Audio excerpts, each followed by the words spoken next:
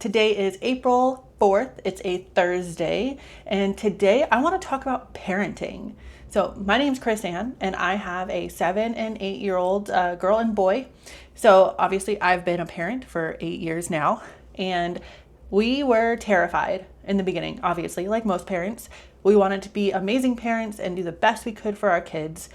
So today I want to talk about the best parenting advice we've ever gotten and some that we have kind of come up with on our own over the last 8 years. The biggest one I think that we ever got was do what works. And we got this when Sammy, our 8-year-old, was just like a newborn, right? So we had a bunch of friends that had had kids, and we got different types of advice from everyone. Co-sleep, don't co-sleep, bottle feed, don't bottle feed. It goes back and forth all over the place. There was one person, one time, that said, do what works. So we tried it, and it changed our life. And we still do it to this day for every aspect of our life. So instead of trying too hard, I think that's what it means. Instead of trying too hard and forcing it and hoping that it'll work and all this stuff, like doing what the experts say and doing what that friend or this friend said, do what works for you. Every parent is different. Every household is different. Every child is different. Both of our kids are like opposite personalities. So what worked for one doesn't work for the other, usually. So do what works, like changed our life in all the aspects. So when Sammy was little, they were like, oh, do pacifier, don't do pacifier, all this stuff. We did what worked. Sammy did not want a pacifier. Savannah did. And that's what worked for her. That's what helped comfort her, was having a pacifier. So for her, we did a pacifier. And you know what? Instead of beating ourselves up, I think as parents, we beat ourselves up so much when they're little, when they get older. I do it even to this day. I'm like, am I doing the right thing with them? Having a full-time job is hard, but we have to do what we have to do. And you have to kind of remind yourself of that sometimes. My advice is do what works for your family in that season. Like, you have to remember that seasons change too. We are in a new season in our life too. The last 5 years, we've had Etsy shops. So every day we'd wake up, we'd do the Etsy orders, answer Etsy messages. The kids went to school, and now we're homeschooling.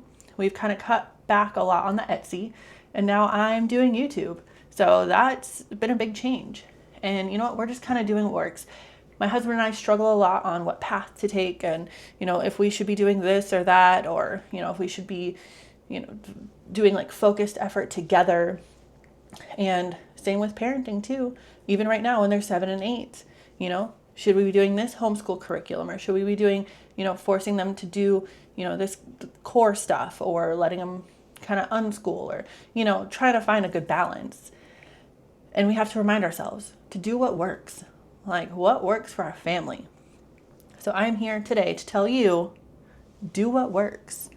Like, it should not be such a stressful thing. You shouldn't be beating yourself up over parenting. Another big one along those same lines is to, when you have kids, kind of bring them along in your schedule. We tried changing our whole life and our schedule around kids. Now, homeschooling helps a lot with this, because my schedule, I get out late and I come home at like 10:30, right? So when they were in school, it was stressful trying to find time to be with them, because I would get off, they would already be in bed, and I would be tired, and then I'd wake up early the next morning, 6:30, 7 o'clock, to get them up to go to school. And then I would only see them for like an hour, and then they went to school, I went to work, so on and so forth. So instead, we flipped it around, we took them out, we decided to homeschool, and now they're on our routine. So at 10:30, I come home, we eat dinner as a family. We all go to bed, usually around 11:30 or midnight, and then we all wake up 8 to 10 o'clock, 11 o'clock, depending if they're still like sleepy. So, and then we have like the morning together until I leave for work, and it works perfectly. So like, do what works with your schedule too. Now, obviously, if you don't have the means to homeschool, it changes a little bit, but that same sentiment is still there.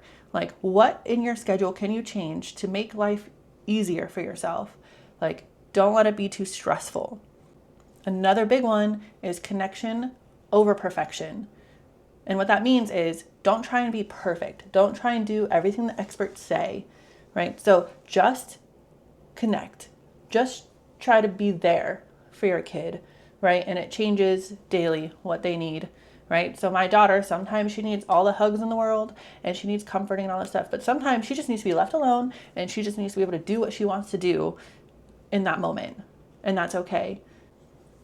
A big one that I still struggle with too is trying to regulate my emotions before I try to help them with theirs. So when they're having a meltdown, instead of freaking out and like stop freaking out to them, right? Because then you're kind of high anxiety too, and they can kind of feel that. So try to take a breath first, because they'll learn from experience. They'll learn from watching you. So if they see you taking a breath before you get overreacting, then they'll take a breath.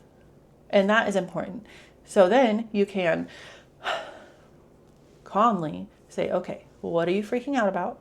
Do we have to freak out about this? And then you can kind of talk them through. I do this with Sammy a lot, what's a better way that we could have done this, or a better way that we could have said this, right? I make him go back. I'm like, think back, rewind in your mind here a little bit. And then I'll repeat what had happened, so I'll say the sentence that like set him off or whatever. And then that's what I try and do for him, is try and get him like resonate with it, sit with it for a minute, and then think out other ways that he could have acted or other ways he could have responded. That way, next time it happens, he hopefully doesn't have to freak out first. He can think first. But that starts with regulating yourself. Like instead of freaking out on them, which teaches them to freak out when things happen, take a breath and then react. So those are my biggest advice for parents, right? My big one, do what works. Focus on connection. Focus on regulating your emotions first, right? And kind of take this as a reminder to all things in your life. Just take a breath. Realize it's not always as bad as it seems, right? Is this thing that you're going through going to matter a year from now, 2 years from now? And absolutely, sometimes it does. Like sometimes these are major things that you're going through, and I get it. I've been there. But the most part, like the things that we go through, the little things on a daily basis, seem stressful in the moment, right? And it's the same for our kids. If they're stressful in the moment, we have to take a breath and let it go. Obviously, this is just my opinion, so you should do what works for you, but that's what's worked for our family. If you've enjoyed this, or if you've learned anything from this, I would really appreciate if you liked and subscribed, because I really enjoy watching those numbers go up every day. As always, I hope you have a fantastic day, and I will see you tomorrow.